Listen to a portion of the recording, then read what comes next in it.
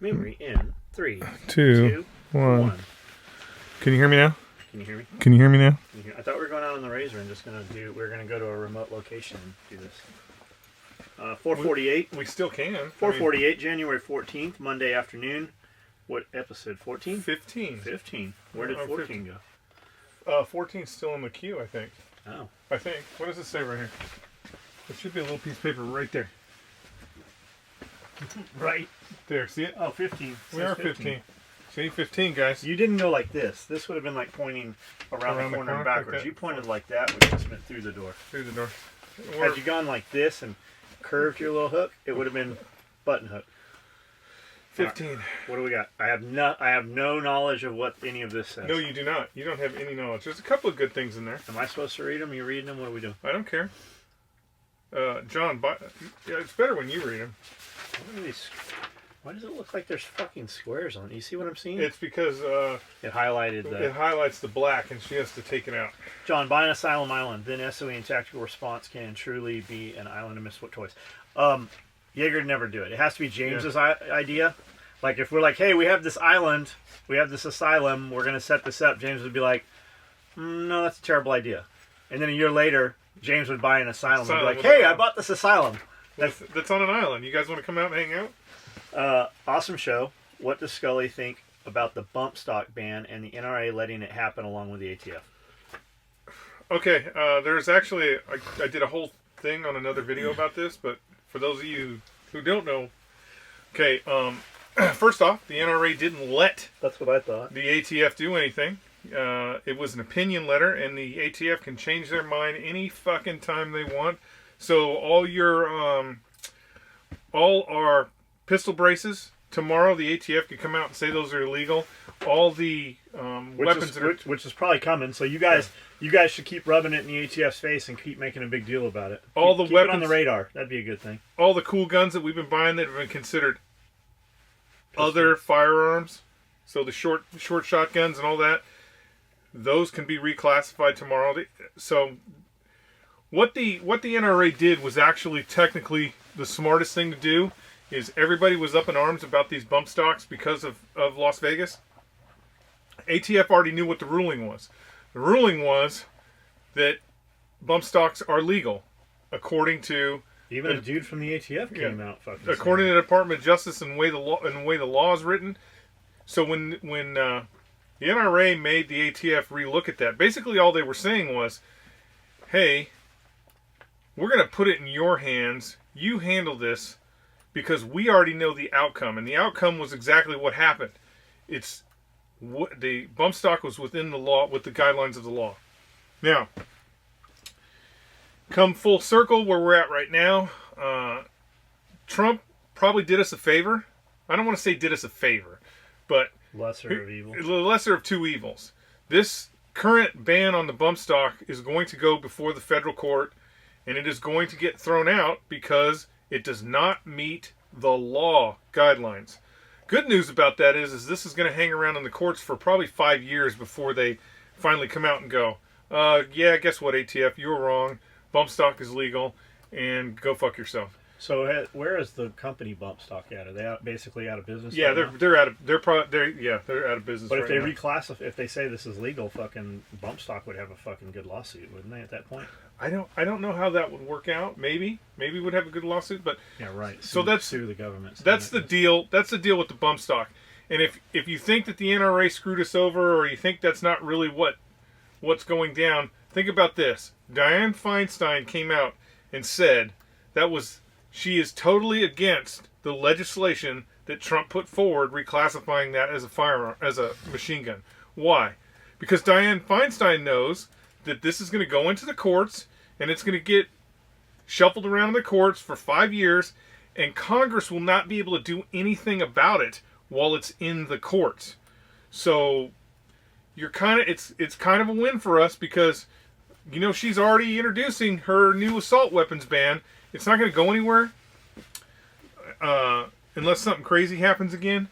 So, I don't know. That's going to happen. I don't like...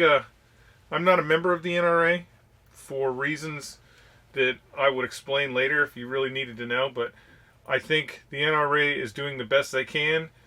They are also a corporation, so they don't spend their money very wisely. Where's James's position on the NRA? James's position is to join the NRA. Still. Yeah, I think so. I'm not 100% sure. There's some other good gun lobbying companies out there, but you should still donate. You should still allow them to continue to fight for us. I mean, I don't know. Once again, I don't own a bump stock, but that's just the beginning. It's just the beginning. Stephen Asbury, how's the job market there? What would you two think of building a community centered around the SOE compound? The job market is terrible. The problem is, guys, like, every dude listening to this wants to come and work here because what you guys see on the video is really cool and fun. The problem is, for the dudes that come work here, it's actually real work.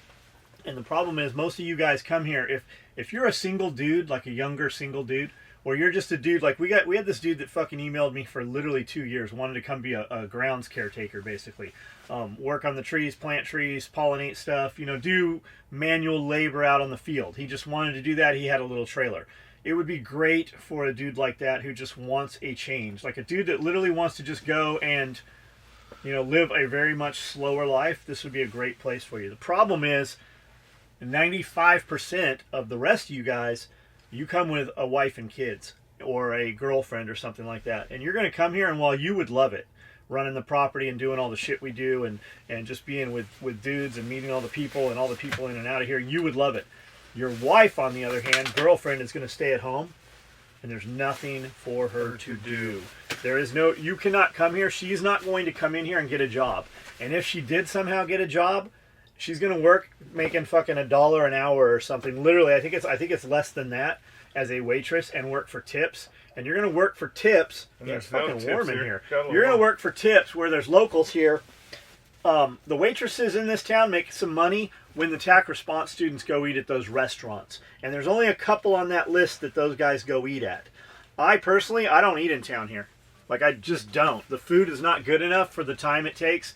And to give my money, we eat better here at the shop with Chef and just eating leftovers. So you're going to go out in town. It's going to compete to get a job because Susie knows Joanne, who she went to school with, so they're going to hire her first. You're the outsider. And if she gets a job, the money's not there. And then if you have kids, the money is definitely not there. You're going to pay more in daycare than you're going to make. There's just not... If you come here with a business, or you have something that you can mail order, or if you had like an Etsy store or something, it would work. But you're not going to come here and take a job. You're going to have to come here with a job. And like creating a job here, if you relied on employees, you'd be hard pressed. That's our problem, is having the employees. It's literally to the point where we need to pay our employees a higher wage so that we can move more employees here. That doesn't mean pay them a higher wage so that we can get more employees here. That means pay a high enough wage so that you will move here and work for us. The thing is, for every dude, and it's typically dudes listening to this podcast. I know there's some of you ladies that listen, but most of you listen because of a dude, or that's how you started listening to us. For a dude to come here and work here, I need 6 women sitting on sewing machines to support you. So we've just kind of really changed things the last year and a half, 2 years. There's not a lot of dudes here. Like when we were doing all the videos out, groundskeeping and tractor work and all that shit, we were literally finding stuff for dudes to do because we had so much labor from guys here. But we just don't have the capacity. That's the problem here. And people are like, well, you should move somewhere else. Well, we would have the same fucking problem somewhere else at this point. It's really bad. When I say stuff about Camden and meth and fucking pills and the issues, fucking everybody pipes up and they're like, we have the same problem in San Diego. We have the same problem. Like everywhere. It is fucking insane right now. Thoughts on Alex Jones, disinformation agent or really in the know and spreading the half-truth? I think what really fucks Alex Jones is too many times these guys come out, like the information might be good, but they come out and give you a drop-dead date. I have information that on this date this is going to happen. That only works a couple times. Like, I believe that he might have believed it in the beginning, but I think it was more to sell a food package or to sell something. This is coming. You better get your thing right here. And he gets an affiliate piece of it or owns whatever it is. I think there's some good information in there, but I think he totally discredits any of that information. It's negated by all the, hurry up, it's going to happen here. I think if he just fucking shut up and rein in about 10% of what he did, I think it would be better. I don't know. And with that said, I don't listen to Alex Jones. I've seen Alex Jones actually speak 5 or 6 times, and more of it's just clips embedded within other videos. Alex Jones is a shit show. He's an alarmist, and that's what pays the bills by creating that. Just like John said, creating that alarmist idea that the world is going to end because it's Y2K or whatever, the robots are taking over. Sells a lot of stockpile food and survival gear, but he's still an alarmist. Realistically, Alex Jones should still be on YouTube. He should still be on all those platforms. He was censored. That is censored speech. That is, that is what we stand for, freedom of speech. That includes speech you don't like.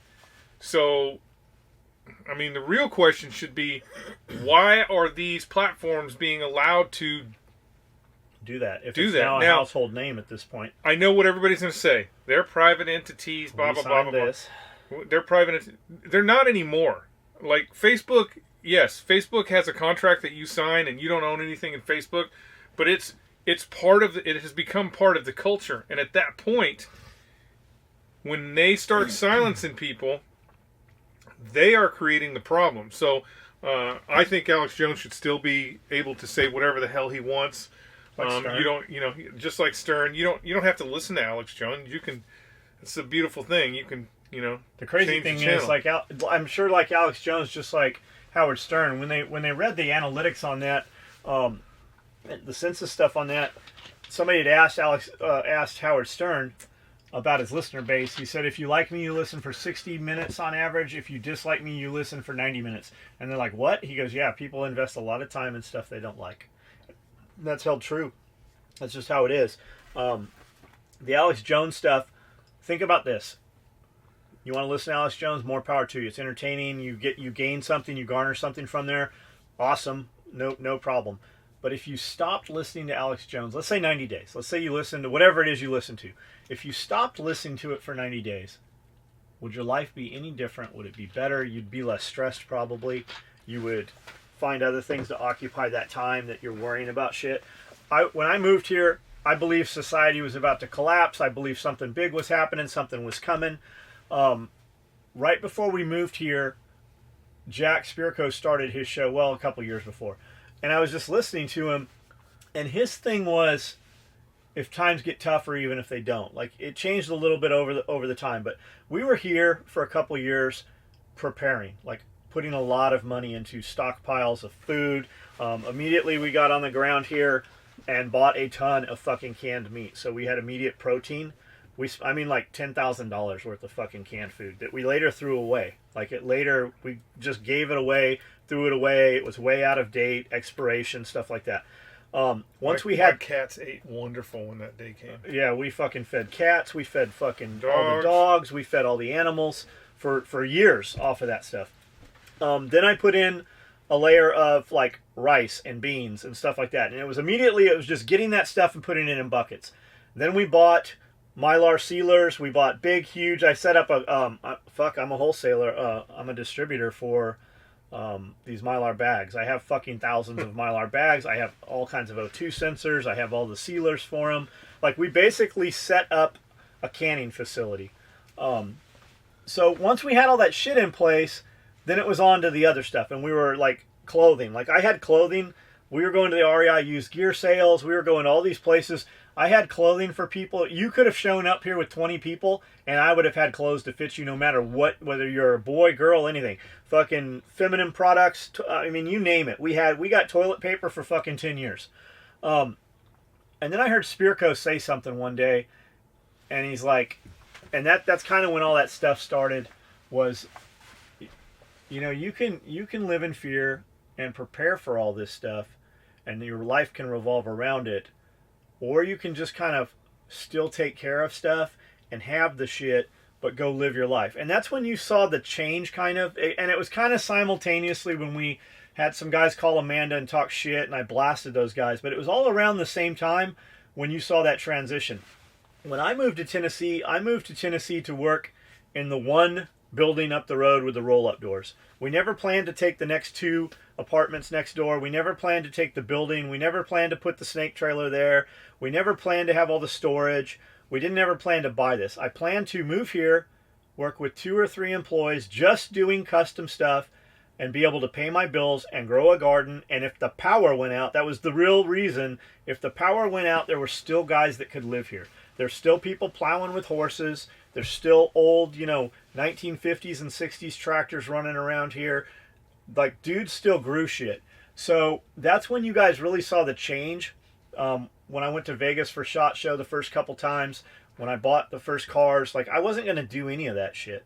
I was living literally almost in poverty, but I was making money. I was just using all the money on supplies and stuff. So I never was going to have fast cars or, boat or fucking helicopter. I wasn't in that mode at all. I was just in the prepare, have a bunch of shit, be able to lock down for fucking 3 years if I had to. And once that changed, we had a good kind of platform in place. But that's, I guess where I'm going with that is the Alex Jones thing is always worry. It was like listening to Art Bell. When I used to do delivery routes, newspapers, like 4 hours a night. You're taking it way back. Coast to Coast, George Norrie, like all those dudes, the Ring of Fire and Mount St. Helens is going to erupt and all this, like, it was always like, this is coming, it's definitely happening, you're going to die, you better prepare and be one of the ones that lives. That's kind of Alex Jones, where Spirko's like, let's have all this shit in case a pandemic or something comes, but still live your life. Like, go and live. And that's when you guys saw, you can see it happen on my Facebook page. You can find that transition when that all changed. And that's kind of the thing with Alex Jones. I think Jones puts out some good shit. It's definitely entertaining shit. But I think it just discredits you. It's just like, along those lines, like, if you're going to say some stuff, you guys watch my live feed videos and dudes like, hey, do you have backpacks in this color or whatever? I'm like, no, but we have them cut. And I always walk back there and show you. Whatever it is I said, I always walk back and show you. And you're like, I trust you. You don't have to go. It's not for you. It's for the fucking 20 dudes that were going to say later on I was lying. Yeah. And later on, 2 years from now, when somebody calls me out on some shit, you're going to go, man, I have never fucking caught John in a lie ever. And that's why I do that shit. Because I see so many dudes, like guys trying to copy our shit or something. You'll see some dude will tag me in some shit, so I'll scroll through his stuff, and he's like, we shipped 200 orders today. 200 orders is nothing to fucking scoff at. 200 orders is a proud fucking day for me. Yeah. We show a fucking photo of it. Like, you can go back just a couple years ago when we were at the building. We'd ship 100 boxes, and we were fucking proud of that motherfucker. That's 2 truckloads to the post office a lot of days. We ship 400 boxes out of here a lot of days. Like, that's why I walk around and do the live feed videos, and people are like, you're bragging or whatever. No, it's accountability. I want, because you trust me. And then when you send a friend and he has some questions, you're like, I literally have documented fucking 8 years at this point, almost 9 years now, every single day of the life. Not only my personal life, but like if I died today in a car wreck or fucking something blows the building up, my kids have a fucking diary of the last 8 years of what we did. Us together, how I did business, how I fucking grew the business, like any aspect of it, it's all there. So you can never question. You can't even fucking call me a liar because there's photographic evidence. If you're going to say something, I was working till midnight. No, you weren't, because if you were working till midnight, you'd be proud of it. Every fucking Saturday, every fucking Sunday, every day, you see my ass fucking working at 8 o'clock, at 10 o'clock, at midnight. It's not just a fucking post. I turn on a live feed fucking video. Do you think I actually fucking drive in here and come in this motherfucker and turn all the lights on so that I can sit down for 30 minutes to manipulate you and make you think that I'm actually working at fucking 1 in the morning on Saturday? No, that's real shit. And I, like, on Saturday at 9 o'clock, 8 o'clock, I turned a live feed video on and made a bag for fucking 3.5 hours. We will then take that footage, rip that, and actually cut those scenes into a progression video and make a real video out of it. But, like, it's accountability. And I think that's the problem with, I think that's the Alex Jones problem. If he would just leave the dates out, or the, this is what I heard or whatever. But if you give a date and it comes and goes, you're fucking done, man. Like if you say asteroids coming this day, and it doesn't come, it's crying wolf is the problem. Another good video from you guys. I'm from Denmark, Europe, and subscribed a month ago, and seen all your videos since. Like your attitude and the way you talk about all types of topics and what's going on in the U.S. and the rest of the world. Martin Hansen. Thank you, man. Martin Hansen. Hey, wave that Denmark flag. Wave it. I don't give a shit that anything about Europe. If you're from Denmark, wave that Denmark flag. You know, the European Union may do wonderful things for you, but it's just about making rich people richer. That's all it is. But anyways, that's a shout out to you in Denmark.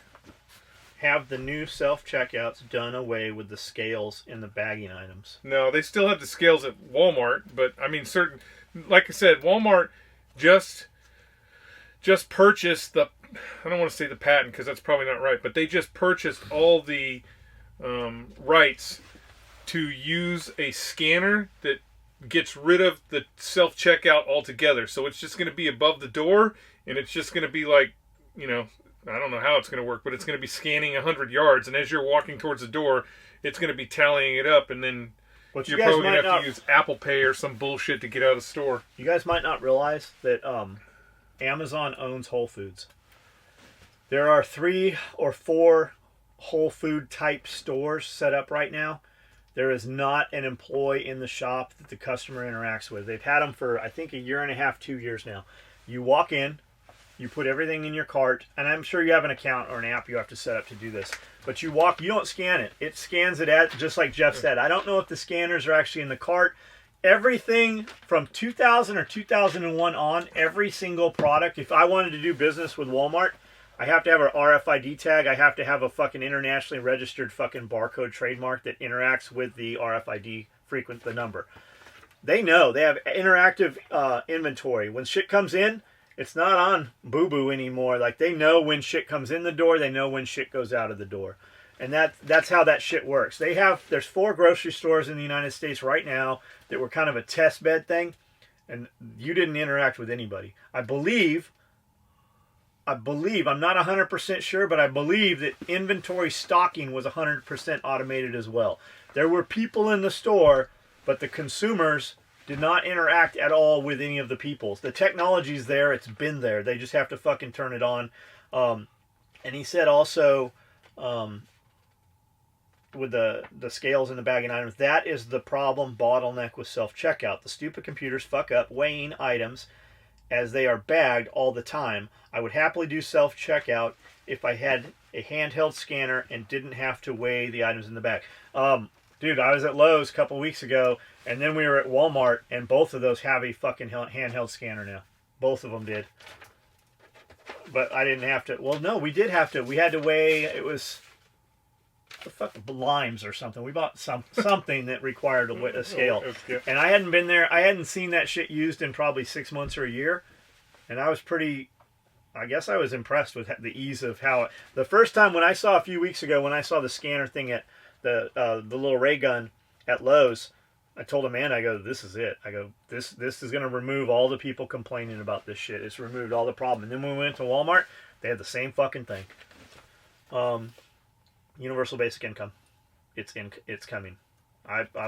Some method of it probably is.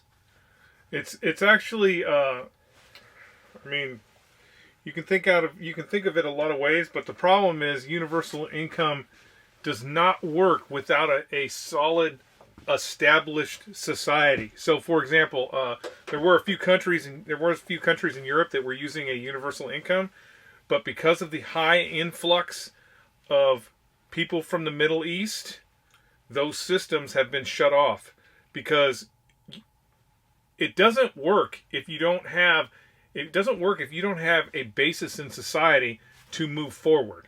If you're not looking forward.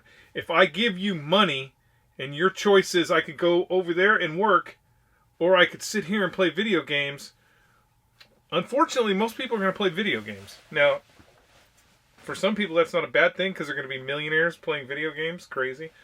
But what I'm saying is there has to be an incentive to There has to be an incentive to grow. Okay? It's the reason why, when people say, oh, fucking capitalism doesn't work. Capitalism has brought more people out of poverty than any other institution in the world. It's the same reason with your medical stuff, where people are like, oh, medicine is so much, or medical stuff is so much cheaper in Canada. There's no incentive in Canada, though. So nobody is jumping ship from the United States and going to Canada to get cutting edge surgery. They are coming to the United States to get that surgery. Why? Because doctors here have an incentive to do better. Because they can profit. Because they can profit from it. So when you take that profit out of there, if I say, oh, you know what, we're gonna make sure that no one has to worry about food or lodging. So here in the United States, that's probably going to be about $20,000 or $25,000 a year. You're going to have two things happen. First, once there's a guaranteed basic income, everybody that owns property and rents property is going to raise their rents. I was just thinking that. First thing that's going to happen, they're going to raise their rents. Because the dude's getting the free shit, everybody's on par. The guy who takes that money and makes more money with it and excels, he is now elite, and this is the bottom. By giving a universal basic income, people who only use the universal basic income will in effect become your poor. They will become your lesser society. They will become your, what used to be called homeless. We just now give them some kind of shelter.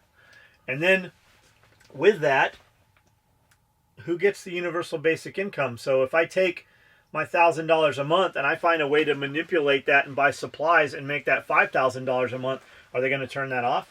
Or if you weed smokers, if you get caught smoking weed, are they going to take your universal basic income? And since it's to the citizen and not because it's skill-based or anything at your right, while you're in prison, do you get your universal basic income? Like, when they're mad at you and you have a fucking car parked someplace they don't like, do they take your universal basic income? It's set up for a lot of corruption as well. Spirko talks about this shit a lot. But look at Alaska. Everybody gets universal basic income. Look at every Indian reservation. They all get universal basic income. How's that fucking working out? How's that look? Fucking, you been to an Indian you've been to some Indian. Tell your Indian reservation story. Where the fuck was that? You can go to the Paula Indian reservation. And here's the thing. We were riding dirt bikes before they tore that shit all up. Yeah, you can go to the Paula Indian reservation and go right across the street. Just right across the street from the reservation where the real Indians live. Which are like $250,000 fucking homes. And yes, they got they're gonna have nice track homes. Expensive cars and stuff like that, but they're still gonna have washing machines in the front yard, and they're still not attempting to make their life better. Truth be told, and most of you older people know this, that nobody appreciates anything that's given to them. It's when you work hard for something that, I had to work to pay for my first car, and everything that got put onto that car, I had to work to pay to put on that car. And to this day, that is the best car I've ever owned. Now, realistically, I had to buy every car after that, but you appreciate the stuff you work for. You do not appreciate the stuff that is given to you. That's why a lot of rich people... It's expendable. Yeah, that's why a lot of rich people have problems with their first generation kids. Because I didn't have it. I had to work very hard for it. So I'm going to give it to my kids so they don't have to work hard for it. And then they don't give a shit about anything that you give them. Fuck no, they don't. And they're out at rallies fucking... they're the motherfuckers out there... with all the fucking homeless rallying around to fucking feed the homeless. So, I do not think a universal income would work. Are we probably going to go to that? We may very well have to. Some form of it. But we ain't getting it. But just for what we were talking about earlier. If the thing that people don't understand, or I don't know if they don't understand or if they're just unwilling to recognize is... It's not for everybody. It's basically going to be welfare. Well, everybody can't be the top tier. We can't. Everybody is not going to be equal. Never will everybody be equal. There's always going to be a tier level to that. So it's kind of like the problem we have right now with college. They lied to everybody. They lied to everybody all through the 80s and 90s and said a college education is what makes the difference. You have to go to college. You have to go to college. Well, the problem with that is they created a bunch of things that you could get a degree in that don't matter whatsoever in the real world. I'm sorry, gender studies does not fucking matter. It doesn't help you at all. And so by creating all this, they've now created a system where a college education doesn't really mean that much anymore. Doesn't mean that much. You got you got people with college degrees that owe $500,000 that are serving coffee. How did that help them? It didn't help them at all. And then, those same people are going to be like, oh, well, I'm never going to pay that loan off. I'm going to default. Nobody forced you to do any of that. But it's just, I don't know. I don't even know where I was going with that, but... Before it was gender studies, it was business. If you didn't know what you wanted to do, you take sociology, which was basically sex ed and fucking, shit like that. But the majority of the people that didn't know what they wanted to major in took business. And business didn't fucking teach you anything. Like, you want to know how to do business? Start a fucking business. Yeah. You don't need... there's a dude, and I know this isn't what he meant, but a dude was on our live feed, and he's like, I'm gonna start my photography business. I'm taking some classes. I'm like, classes is the last fucking thing in the world you need? We used to have this thing called the Learning Annex, and you went to a fucking class and paid $5, and somebody came in and taught you some shit about piano or acting or whatever the fuck it was. Everything is on the internet now. Fucking everybody wants to talk. I'm going to go take some classes. That's for the dude that wants to fucking play business. And he doesn't want to play business. He just wants to lie to his mom or whoever he's fucking living with. And it's like a consultant. Like, I had some cards that said consultant. And my buddy had a card that said my card, and it was a pager number, and I gave it to chicks that I wanted to fuck, and that's all it was for. I didn't fucking work. I stayed at mom's house, and I fucked chicks all the time, and that's all that was for. It was the mystery of it, the fake it till you make it, and that's the thing. Like, fucking, they just didn't want to work. All those dudes, like my uncle. My uncle was a fucking combat pilot in Vietnam. Came home. Flew for the sheriff's Astria, which he fucking loved. And then he fucking, was married, had kids and shit, so he got a stay-at-home job. So he's had a business fucking degree, business major. So he flies a little bit for the tuna field, and then he flies a little bit for like the tuna boats and shit. Yeah. Then he flies for the oil field, and then he fucking did some test flying for Jet Ranger or something. Crashed a couple birds, like bounced these motherfuckers off the deck and fucking walked away. Like, and when you hear him talk, those were the times he was alive. Those were the best days of his life. So then he fast forwards and he's selling cars, and he does pretty good because he's a good salesman. But he didn't use any of that business degree. So then the last I knew of him, before they divorced, he was selling furniture. And when I was finally old enough and looking to buy some real furniture, I would see my uncle at a furniture place, hating his fucking job, hating his fucking life, and not using any of his fucking degree. Like, people go and, like, they think that you have to go get all this and he was still paying those fucking debts off. When I went to school, when I was sitting in fucking prison because I was bored out of my fucking mind, and I'm listening to these dudes talk, and the professor was awesome. He was a manager of a J.C. Penney's or something at the time, but he kind of knew a little bit about my shit, and we talked, and, like, he would ask me questions, hey, what do you think of this? Like, in the middle of the class. But he wasn't teaching anything that we didn't know. Like, I learned some terms like cash velocity, fiduciary responsibility. Like, I knew what the shit was. I just didn't know what the fucking words were. I didn't learn anything in those classes. Like, Hunter was the same way. Hunter Cray. Hunter went, and who's been on Howard Stern a bunch of times. Hunter went and took some business classes because he was bored. He already made millions of dollars fucking making those Playboy fucking surfer shirts, right? Fucking made money, got sued, lost a bunch of money, did his whole fucking graduation project on that project, and the teachers like gave him an F. She's like, this would never work. It had already worked. Like, he did it. It was real. He fucking actually did that shit. Went to the fucking Magic Men's Apparel Guild, Men's Apparel show, whatever. It's like SHOT Show for the fucking clothing textile industry in Vegas. Goes up, has some sample cloth made, goes up and signs a contract with somebody else. They literally cut him a fucking check. He drove to Las Vegas in a van, didn't have money to get home, much less get a hotel. Got some check advance place to cash this fucking check and give him part of the $50,000 out of it. And boom, that's how he got in business. Like, he went to Vegas committed. He burned the fucking boats. That's the thing. Nobody wants to burn the boats. They want to keep the fucking part-time job or stay in the fucking place they're living. Nobody wants to fucking commit to it. They want to have that that encase thing, and you're never going to do it if you have the encase. Like, Jeff will tell you, like, I do a bunch of shit, and they're like, why the fuck did you do that? I haven't done one of those in a long time. But it'd be like coming in tomorrow morning, coming in here Monday, and I've got a fucking $250,000 Lamborghini. And they're like, what the fuck? Well, if the $250,000 Lamborghini was sitting in the garage, we'd be doing a lot more today than we're doing right now. That's how it always has been. I fucking commit to something that I can't fucking possibly do, and that makes me have to do it. Because you're never going to see them come and repost something from me, because the shit talkers would fucking talk too much shit. You're never going to see me fail. If I failed, and you guys are talking about how I failed, I'm fucking dead. Like, there is no more, like, everybody's looking for new jobs at that point. And nobody wants to burn the fucking boat. I don't even know how I got off on this. What's the fucking next question? I will say college, you know, if you want to be a microbiologist, you got to go to college. But just think how much faster you would get, how much faster and how much deeper you could be in microbiology if you didn't have to take all those classes, bullshit. all the bullshit at the beginning before you went to go do what you wanted to do.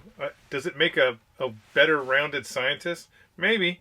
But you just wasted 3 years when you could have been doing microbiology that whole time. So, and all that is to make sure that the gender studies professors keep getting paid.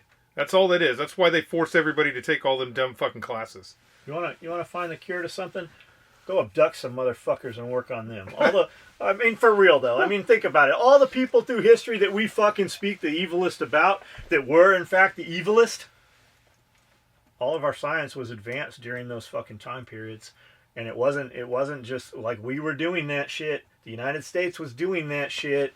Fucking Russia was doing that shit. They say over fucking 90% of the fucking they believe that at this point 90% of the missing POWs from Vietnam were actually fucking scuttled out through into Czechoslovakia and used in military programs, just like Project 73 or any of the other ones. I mean, fuck, the United States got caught doing it up until as recent as 1965 at UC Davis Medical Hospital. I mean, still, you think that shit stopped? Fucking those dudes. There's always a point. Don't go be a serial killer. Yeah, don't go be a serial killer. Be a serial abductor. There's always a point when science has to be transferred over to bipedal humanoids. So there's always a point where, and it happens every time we have a major war.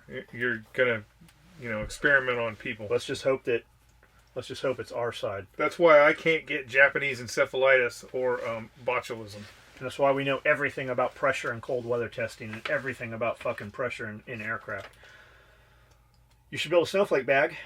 It could have an IR target on the back, and no one has to know. I love that. I like the IR target on the back. Is it like being lased? I mean, does it a JDAM drop on them, or how much? What kind of payload are we talking about? But how do I get? Here's the thing. It's a great idea, but how do I get snowflakes to buy it? That's the key. We would have to go to like college campuses and get our John Lennon glasses on and carry around a fucking guitar and read 18th century French poetry. I don't know if that would. I don't know if I could pull that off anymore. Imagine if there was a group of people.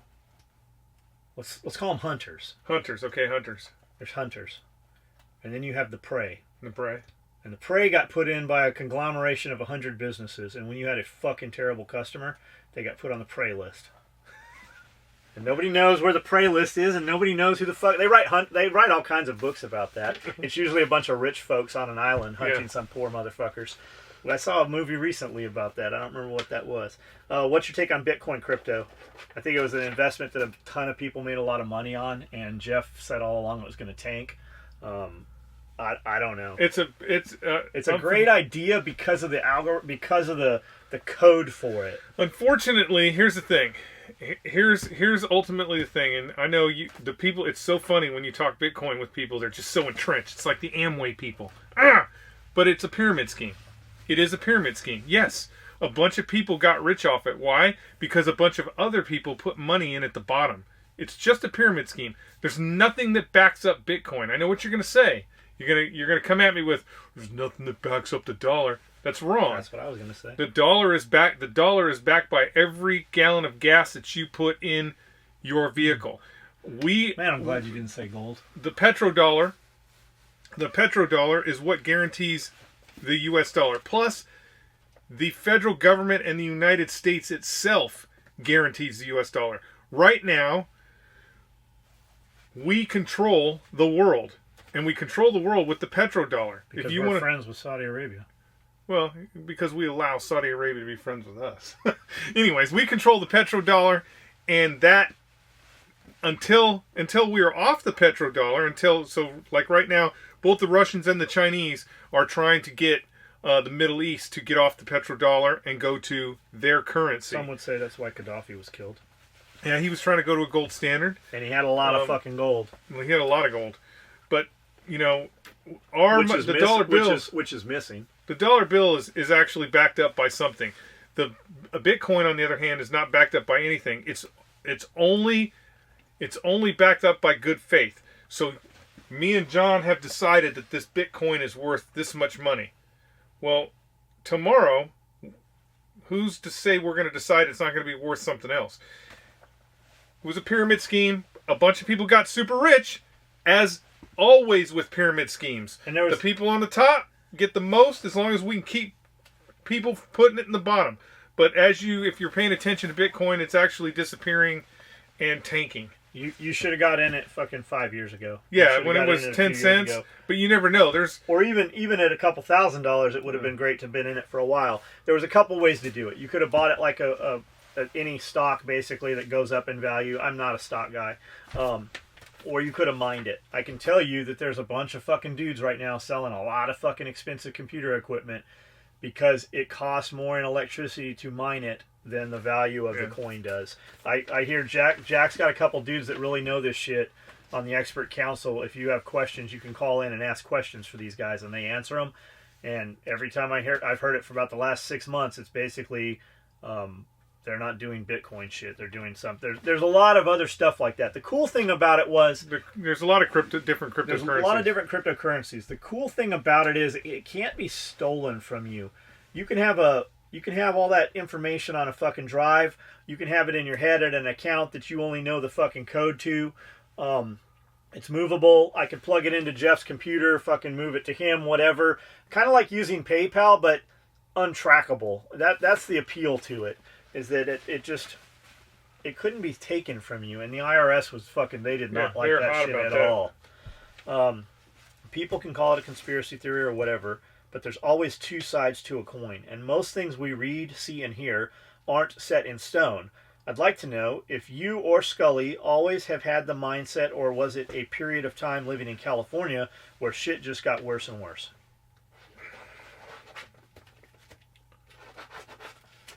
Man, I think we wanted to believe that people genuinely were good, but there's a lot of people are easily manipulated as well. I think once you realize that the news is not true, that kind of changed things. I mean, I was kind of into that shit all along. I think Jeff was, but ever since Red Dawn, we were preparing for something. It was the Russians, and then listening to Art Bell and shit, it was, Y2K or something like that. And then when that didn't come, we were pretty prepared. We didn't have a lot of food, but man, we had a fuck ton of guns and a bunch of dudes. I mean, we had every fucking police officer. We had fucking, if some shit had gone down in fucking Oceanside, it wouldn't have fucking happened to us, that's for sure. Unless you brought a fucking a military. I mean, everybody was there. The SWAT guys were there. I mean, we were the place. Nothing happened. Kind of waited for the next day in case the clock was off, or that didn't really take the wind out of the sails. It really just, we could kind of relax at that point and kind of pay attention to what was going on. I think that was close to you probably deploying. I don't know. We were kind of running around with like the big dogs, like anybody that would have done anything or could fucking, like, really, if you were going to overthrow fucking a government, I mean, we knew the people that could fucking do that at that point. Like, that's the dudes we were rolling around with. I don't know. I just assume fucking everything you hear is not true in some manner, or it's a guise. You just have to figure out what direction they're trying to lead you in. I don't know. What about you? I loved California. Like, growing up, I would say I don't think there was a better place to grow up I mean, I bought my first rifle as soon as I turned 18. I bought an AK-47, and then I bought an AR-15 shortly after that. At that time period, I could put on full camis, carry a rifle down the street, and head into the bushes, and nobody would have. That's true. Nobody, like I said, I would have Vietnam vets come out and be like, "Hey, you want a helmet? I've got this helmet." So, I mean, I promised pictures. I should bring a picture, and I believe that my militia in Santee was more heavily armed than most of the militias. I had better gear prior to going into the Marine Corps than when I got to the Marine Corps, and for the most part, we were harmless. It's just, What do you mean? Like, not like harmless, he means like they weren't out doing anything wrong. Yeah, we weren't doing anything. We weren't burning down bridges or blowing things up. We were out windows, shooting like out literally windows. just. I mean, there were some kids that went home with some serious BB gun wounds. Yeah, but I fucking shot John Wilson's tooth out. Outside of that, I mean, I think at that time California was a great place to live. I was kind of isolated. Not I don't want to say isolated, but isolated in the city where I grew up. Santee was a very military town. All the military guys would retire out there. So, even when the cops, even if a police officer was to take the time to go, "What are you guys doing?" That would be the end of the conversation. It'd be like, I mean, realistically, we got chased by SWAT. They literally called SWAT. Had a helicopter out. We were dodging them in the fucking little tunnels and water drains and shit. When they finally they had caught Troy and Jim Triplett 5 hours before they fucking saw us. And they didn't catch us. We saw them and saw that they had some of our friends, and we went to them, and they're like, "We have been looking for you guys for 8 hours." We were literally playing BB gun wars. We weren't next to any homes. We were out almost on military property. Like, we're where it used to be Jack Murphy Stadium. We were literally, as a crow flies, a mile probably. Now it's heavily, heavily populated, but we were in a place called Tirsana, and it's now Qualcomm Stadium, where they actually had a Super Bowl there a few years ago, or I don't know, maybe it was more than that, but that's where we were. But nobody was doing shit. Like, we were riding dirt bikes. They were chasing us with helicopters and blowing over dudes on dirt bikes. We weren't supposed to be there, but we weren't hurting anybody. Like, there was no crime other than they didn't want us out in that area. Like, that was the crime. We used to ride dirt bikes out there and go intentionally find the shore patrol guys and get them to chase us. Like, that was cat and mouse. Like, I would ride a XL 175 dirt bike with a super trap, an enduro, down to my friend's house and leave it at his house and then walk across the street to school. And then every day I'd ride home. And this female cop I'd never even seen her in the area. She just must have been the one they sent, or the one that fucking had nothing to do. Because she would chase me. She would be waiting at my street. And I would ride past her about 2 fucking streets up and get in the canyon and go ride and then come in the other side. Like, they knew where I was. It was cat and mouse. There wasn't any crime. There was nobody being fucking harmed. There was no victim. Now, that doesn't fucking matter. You fast forward, even 10 years ago when we left Tirisana, had my kids been walking around with a BB gun, holy fuck, man. It would have been a news crew and helicopters and going to court for the same shit we were doing, the exact same shit. And I get it. It's different times because you got kids that are doing things that we never even dreamed of doing back then. But like John's talking about the sheriff's department, man, we almost knocked a helicopter out of the sky once, and literally once they rounded us all up and figured out what we were doing, they were like, "All right, just don't shoot anything off at night anymore." They were just like, "Go ahead, keep doing what you're doing," every single time, because they knew we weren't doing anything to endanger anybody. I had a really good friend get really hurt one time. Not our fault. Yeah, actually fell off of a small cliff and got injured. They had to actually fly the helicopter out to pick him up, but still, at the end of the day, he was fine.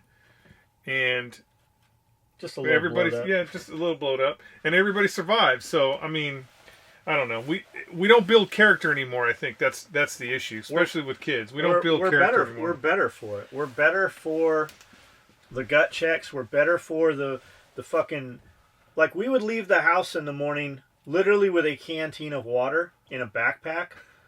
And, like, there was no power bar. Like, you just you took an apple and a canteen of water, and we would literally hike out and try to go further out in the canyon this time than we went last time. We would be so far fucking out in the canyon, we were out of water. We're literally drinking water out of fucking holes. We're finding riverbeds and trying to suck water. We're drinking water out of a fucking pond with moss and fucking snails and snakes in it. And we never got sick from it. Nobody fucking ever died. What stories are our kids going to tell? Like, what stories are our kids now growing up? Like, what story is a 20-year-old telling right now about what he was doing when he was 10? It'll all be on Facebook. It's all on Facebook. It's not any... Like, that's the problem. Every time some dude comes on Facebook talking shit about something I said or did, when you look at his stuff, he's never done anything. It's never pictures of him doing shit. It's always pictures of some shit he shared of somebody else that did something. Or recently the dudes, like, you look at their page and they've got 100 shares and it's all them sharing and tagging two friends trying to win some fucking K-bar trinket or some shit you don't want anyways. It'll always be, remember that time in Fortnite?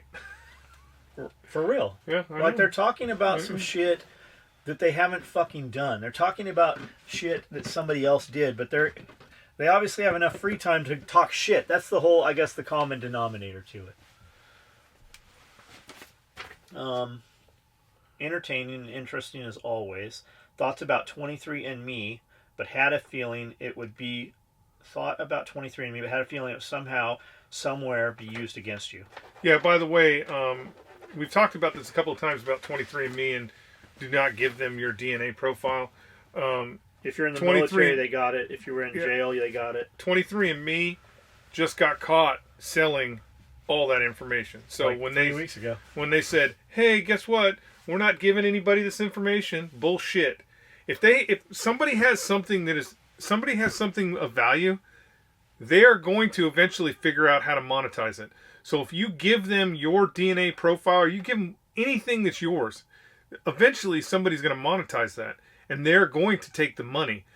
For them to just fucking, oh, guess what? We're not going to do this. Fucking full of shit.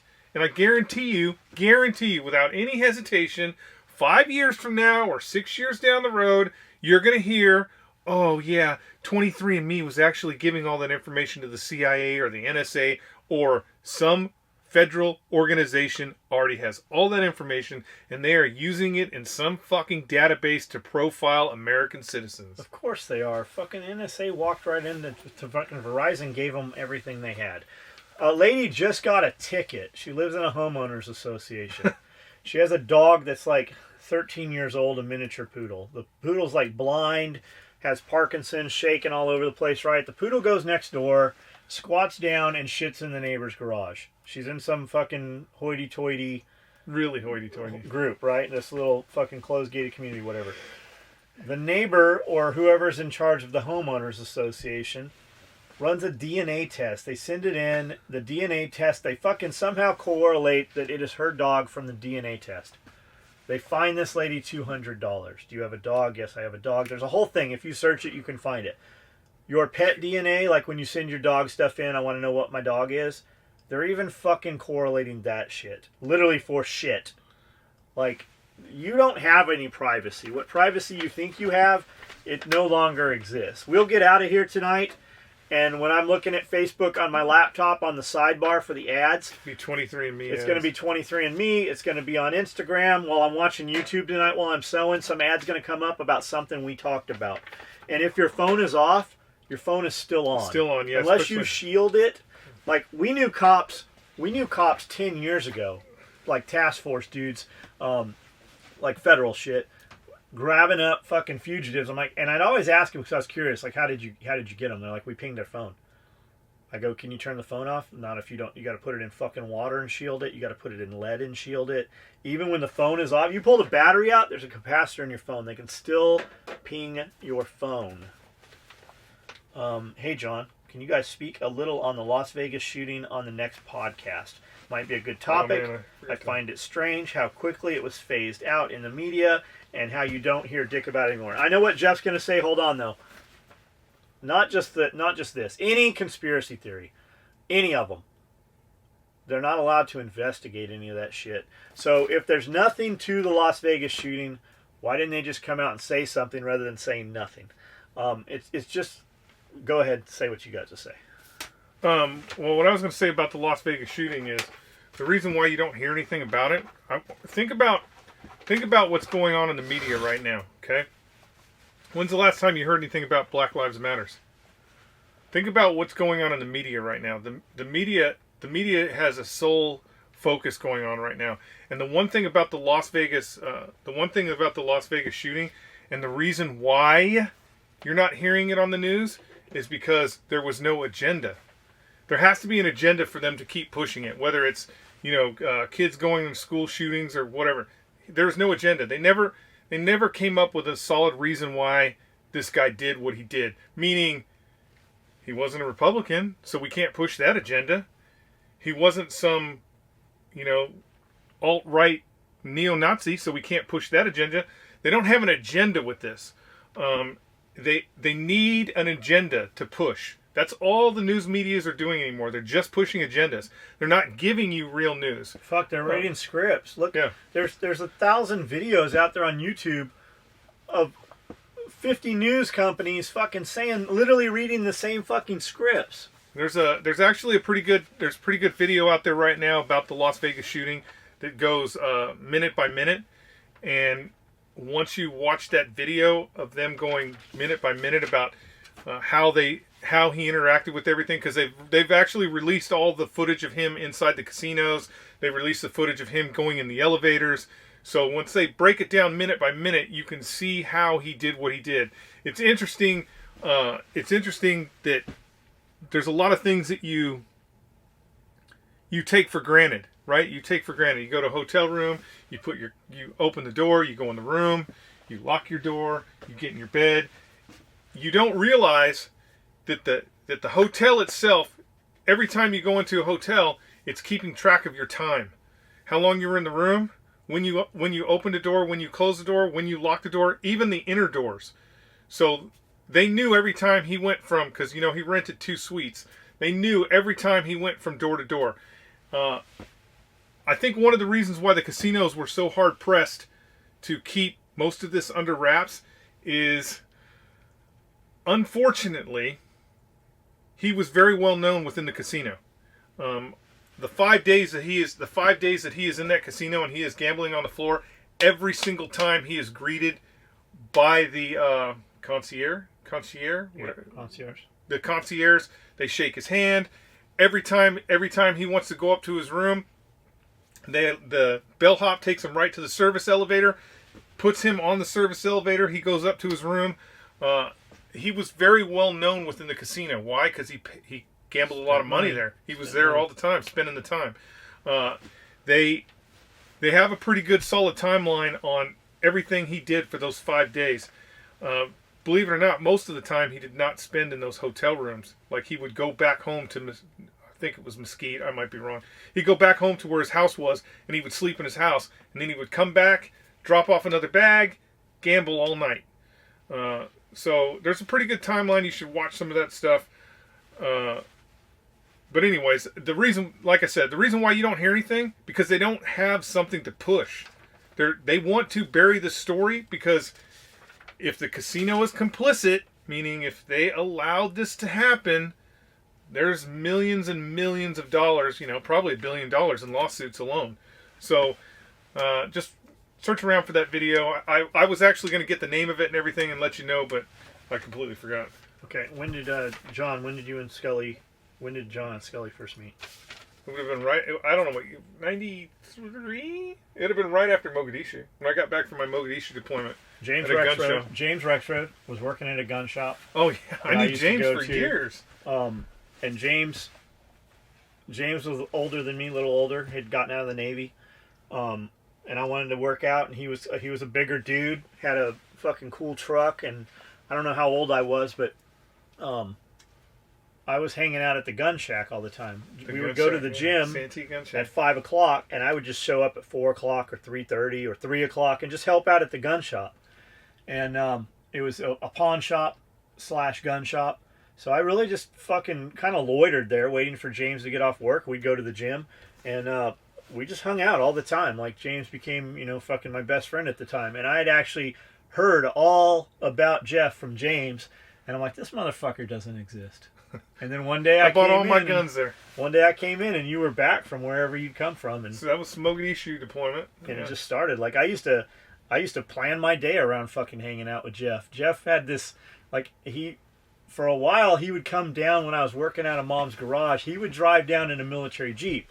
Well, he's driving like 60, 70 miles in a Jeep that only does 40 miles on the freeway. Yeah. So he was revving this motherfucker out, blowing up front and rear ends just so Oh, that he'd was come. good. You were blown, dude. You blew that. He blew that Jeep up so much that I bought him a fucking I did buy that Blazer, didn't I?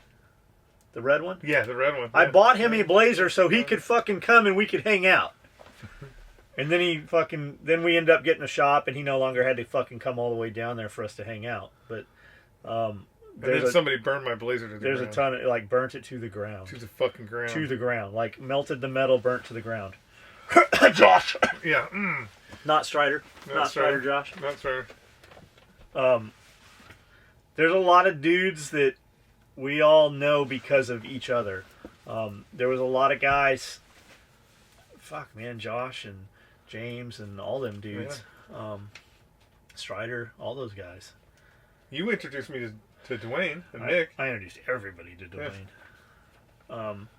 Skully, do you have we don't have to, do we want to address that one, or we want to keep that a mystery? I can't address it. It is not a 72 AMX. It's a Gremlin or It's Pacer. not. It's not a Gremlin either. He likes to play Wayne's World. I would love. Actually, Floby, because it really sucks. Suck cut. D10, but no. Mormons and Catholics and all other religions, except Christianity, lack the evidence and can be proven wrong. I have went deep down the rabbit hole in Christianity, and I have to say the evidence is definitely there. I recommend the book Cold Case Christianity, God's Crime Scene, Forensic Faith, and Is God a Moral Monster, in that order. Okay, well, with that, so under Christianity, by them claiming that the Mormon religion is correct, or what was the other one? Catholic was correct.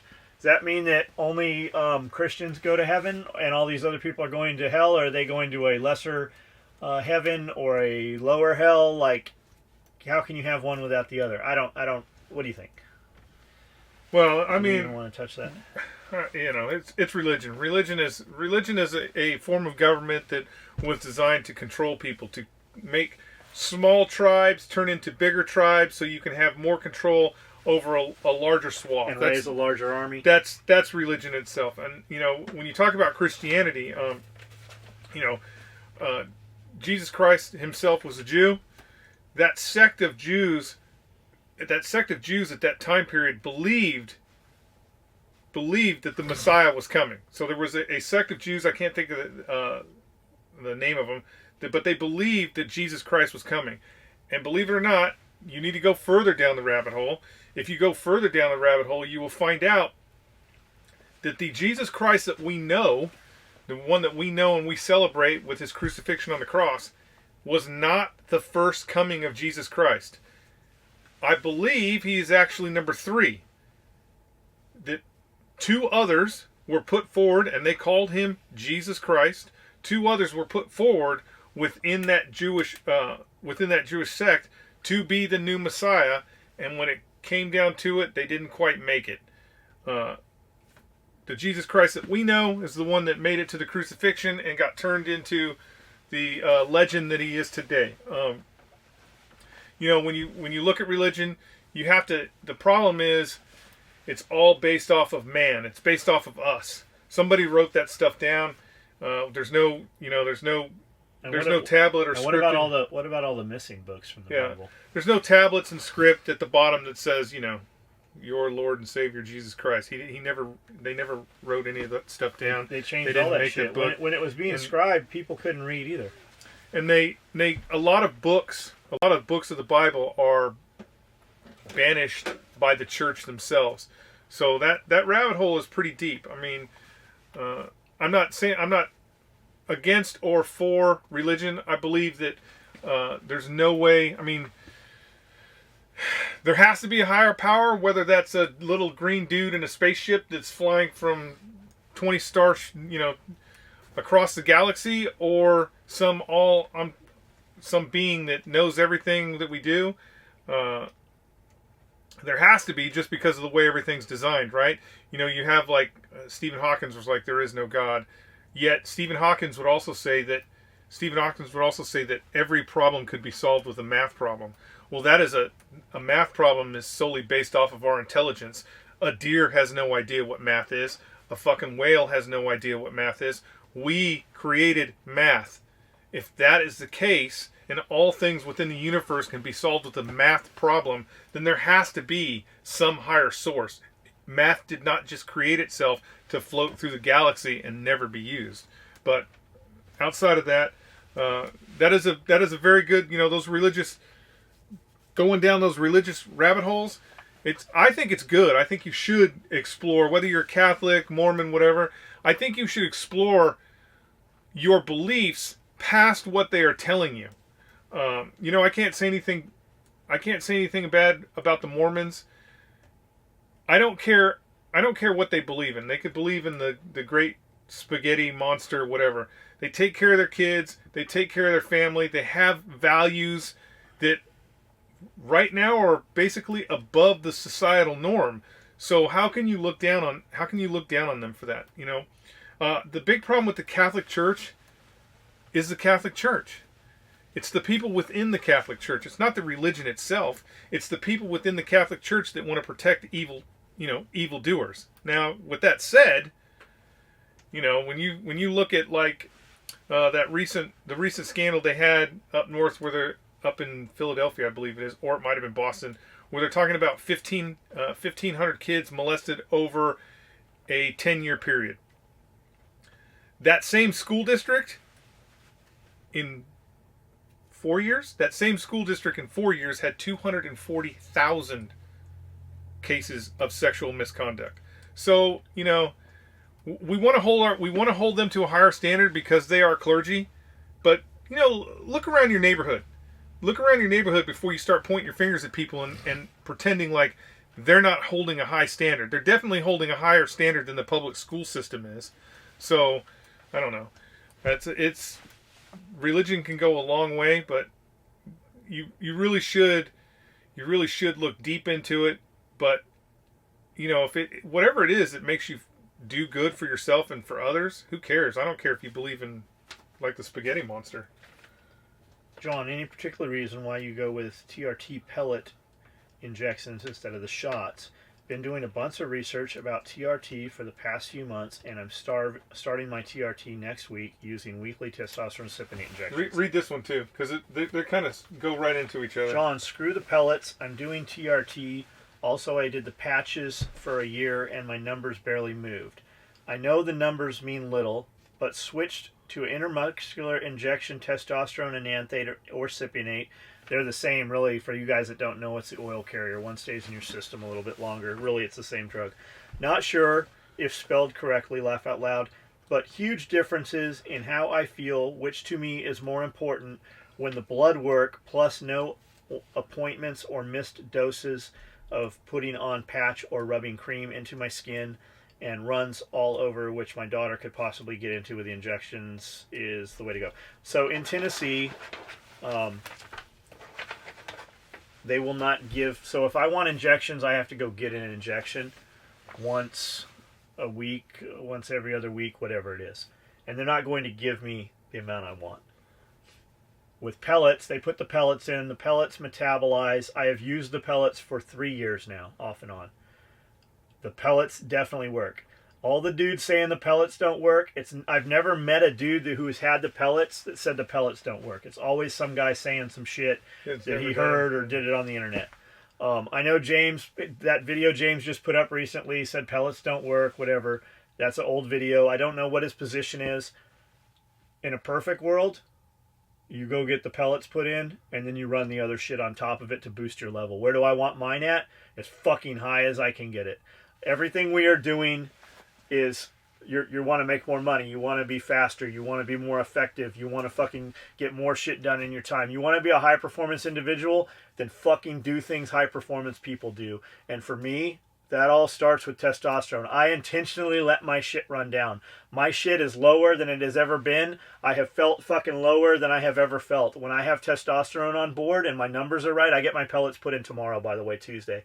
You will notice a difference as the perception you have of me right now. If you watch my videos and stuff, people are like, man, how does he fucking do it? You're about to be fucking amazed in the next couple weeks. Like, you're gonna be like, what the fuck happened? How does he do that? Like, everything I've done this last year is gonna be amplified 35-50% right now. I went to the gym. No testosterone. I've been no testosterone for probably about a year now. I wanted to see what I could do with just the supplements that I'm taking, all the Swinny stuff. I wanted to see where I was at. I'd say I'm pretty fucking good right now. You see me at the gym every day. All my numbers are up. Everything, my strength is up. My endurance is up. Everything is up. I wanted to see what I could do with just the supplements with no androgenous. Is it androgynous? What's that fucking word? Yeah, I don't know. No extra testosterone. Yeah. So I'm 48 or 49. You're 48. I'm 48. Turned 48 in December. I just wanted to see where I was at. So I intentionally did that. When the testosterone kicks in, it'll be a world of difference. On top of that, of course I would run IM in addition to that. I've run testosterone for a long fucking time, off and on, even back in California when it was totally taboo and you used to have to go to Mexico and get it. I ran all that shit. I ran anything you read about or anything you saw in Muscle Media 2000. I've used a lot of that. I know all about that stuff. I know a lot of people that know all about that stuff. So it's just kind of, it's funny to see guys on the internet give information like that, and you look at their page and they are fucking clearly not doing anything. You run whatever you want to run. Like, I think you should be able to walk in. Like, my boy had bottles of that shit right after high school. He was going to the Pacific Beach Pharmacy and buying that, and they were handing it to him right over the fucking counter. So you do you, man. I'm telling you, I've never met a dude who ran pellets, who had the pellet. The thing with the pellets is, so to get them here, to get injection, I have to go get a shot, and they're only going to give me way less. So by getting the pellets, they're in me, they metabolize, they don't spike my estrogen level. I don't have to run fucking Clomid or HG, whatever it is. The other stuff. The other stuff that comes from pregnant women's urine. But they work, man. If you go back, look at my stuff, look at my photos. I have photographic evidence of everything I've done. There's a picture literally every day on Facebook. So I get the pellets on tomorrow. If that's the way to go and you want to do the shot, fucking more power to you, man. More fucking power to you.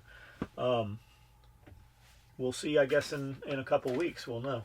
Yeah, it's getting, all that stuff is getting 100% better than it's not back in the taboo. day. Like, you don't have to go, you don't have to buy it from a dude that meets you at a Walmart parking lot that bought the fucking powder from China and ran it through some filters and mixed it in some grapeseed that might or might not be rancid and get you sick.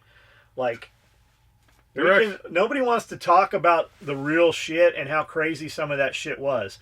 One day maybe we'll talk about that shit. That's another show in itself. I've seen some crazy shit when it comes to big guys. Like, I trained with some fucking really, really, really big guys in San Diego. And there's some crazy shit out there. Nobody wants, the information's out there if you look long enough. I'm not a really big guy.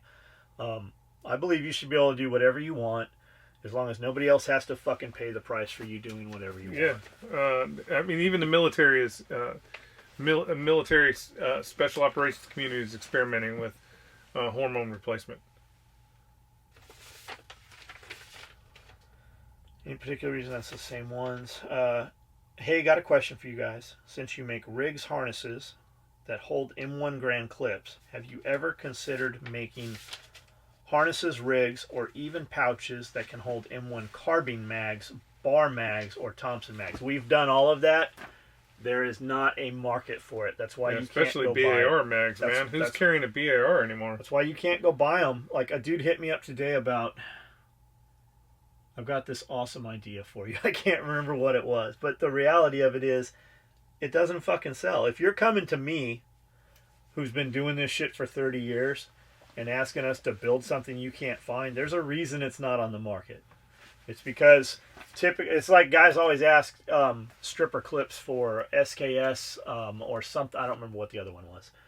It's because a dude with an SKS or a dude with a Mosin Nagant and wants fucking stripper clips, he bought that Mosin Nagant because he's a lower end dude. He's not the dude that's going to buy a $250 chest rig. He's the dude that's going to go, $250 for a chest rig, you could buy 3 more Mosin Nagants for that price. Yeah, and contrary to popular belief, Mosin Nagants are pieces of shit. But when you say like M1 carbine, if you're rolling 30 round M1 carbine magazines, you can put them in any of our mag pouches. You'll just have more 30 round magazines in there. Are they 30s? I thought they were. They have 20s and 15s. So I had a Universal and it had 20 round magazines. There is no reason to be carrying around a 15 round magazine or M1 carbine. And then if you have a BAR, if you need BAR mags, why aren't you operating in a fucking BAR mag pouch, man? That's the only thing that would be cool with that. John makes some cool shit, but if you don't have a BAR mag pouch with your BAR, you're kind of punking. You're a little punking. Thanks for taking the time to do these videos. It's been real. North Korea launches KMS-4 satellite 2716. 16, that was 2 years ago. No, that was 4 years ago. Supposedly, what fucking year is it? This is 2019. No, we're saying it's 2020. Oh, 2020. We're 2020. We're a year ahead of you guys. Supposedly, it will be operational for 4 years. That would be a good location for an EMP weapon. It frequently tracks over the U.S. How about all the prisons that will release everyone if the power goes out for a couple of weeks? My God, he's got a bunch of shit. Ethanol fuel only has a 30-day shelf life. I use marine grade stabilizer, 2 ounce per 5 gallons. The treatment gives you 12 months shelf life. I appreciate hearing your perspective on these subjects. So the fuel thing, we fill our fuel all the way up, which you're not supposed to do. We do that so there's no air. Your fuel goes to shit typically because oxygen can get in there. We don't fucking provide any head on that. And your lightweight volatiles, the explosive part of the gasoline, evaporates through the plastic. We use steel with a fucking rubber gasket. That shit doesn't off-gas. They expand, they contract, they expand. I'm telling you, we were running California gas. It was fucking ethanol gas. We moved here with it. I used it fucking 10 years later. Literally opened the can, fucking dumped it in the truck, put it in the lawnmowers, put it in the tractors and shit, and used that shit. Now, I also had fuel that was in plastic cans, and that fuel was shit. But the ones in the military, NATO, Euro cans still worked. It was untreated. If you want to talk about a good gas treatment, look at Pri G and Pri D. It was designed for the military. They literally took honey, like the gas had gone to shit, added the Pri G, Pri D to it, reconstituted it, and was able to run that stuff. I've never once seen the military use that. Also, the beautiful thing about Tennessee and some of your other free states is I can get fuel here that doesn't have ethanol in it. To some extent, it's getting harder. If you want, there's one gas station on the way to Dixon. Buy farm fuel. We have tanks over here. Don't get caught running that shit on the street. We don't put it in our fucking trucks. But if it came to the time where we needed to put it in our trucks, they're not going to be checking your trucks. We have bulk fuel for the tractors and shit. I'm telling you, do not get caught running that shit. The highway patrol around here will have checkpoints checking that shit. Don't get caught with that shit in your filters. It's not worth the time you're gonna fucking get over it. The fines and shit. Okay, I'll try and bug out for a while. Great videos, and I'll spread the word. Thanks again, Yorkshire, England, the Bad Teeth Collective. Hey, yeah, I just wanted to, just because Yorkshire, England, I just wanted to shout out to you, Daniel Marshall. Thanks for watching the videos. That goes the same with... send us some antiquities. Martin Hansen, thanks for watching the videos over there in Denmark. Denmark. Send us some castle blocks. Other than that, I think that's it. There was one more. Was there? Wasn't there? Where are we at? Maybe here?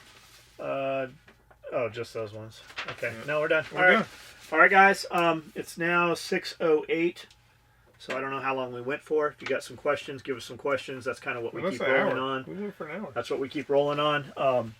Pablo does not work here anymore. Please no, he got lost. Where's Waldo?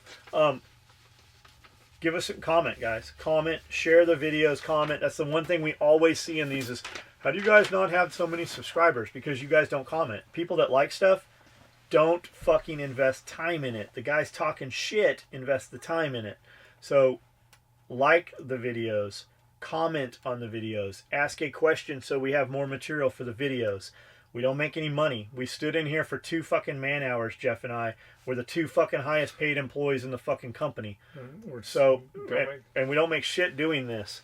So pride, with that, honor. Go to the website, fucking look at it, know what we make, refer it to somebody even if you don't need it. And at the very least, click that Amazon button. We get a little piece off everything you buy for the next 48 hours. We don't see what you buy. We don't know who bought it. But just fucking use that link at the very least for us. But interact with us, man. We're on MeWe. We're on Facebook. We're on Instagram. We put up a fucking killer video today. Gabby puts these videos up 2 days typically behind. We put a video up every day this weekend. We've podcasted every single day. We have been here so far since we started doing this. Videos go up in addition to other videos. So find out, find your medium that you like and interact with us. Share us and recommend us to somebody else. And for those of you who were talking about Joe Rogan and the cocaine thing in the supplements, it's actually in the Golden Snitch. It's, I think, podcast 53 or 52, and it's about 12 minutes and 30 seconds into the podcast. They talk about the cocaine residue within the supplements, and it's a byproduct of people doing illegal shit prior to doing the good shit. He has all his supplements independently looked at. It's tested through an Olympic organization. And they find all kinds of crazy shit that people try to add to the supplements to get over. There is companies they talk about that do add steroids to their fucking muscle milk or whatever the hell they're selling in order for you to get that fucking quick pop, and then they taper that stuff off in future batches so the FDA don't come down on them. But anyways, that's all I got. I had dudes in prison that were in prison for that. Like the pro hormones and the different workout supplements from the mid 2000s and shit, early 2000s. They were getting busted like there was legitimate anabolics in there. That's why that shit worked so well. Do you smell that 800 pounds of coffee? Yes, I smell. It smells more. That's how you can tell that the heat is up in here. I feel like it smells kind of like a rat died 6 months ago, and it was almost mummified, but then it heated up a little bit in here, and now it's... That'd be a mouse. There's no damn rats here. I don't get that. That's what I get. I don't get the coffee. If there's something dead in here, I'd know it. Oh, I know you'd know it. We'd know right where it was. We'd go right to it. You'd have smelt it hours ago.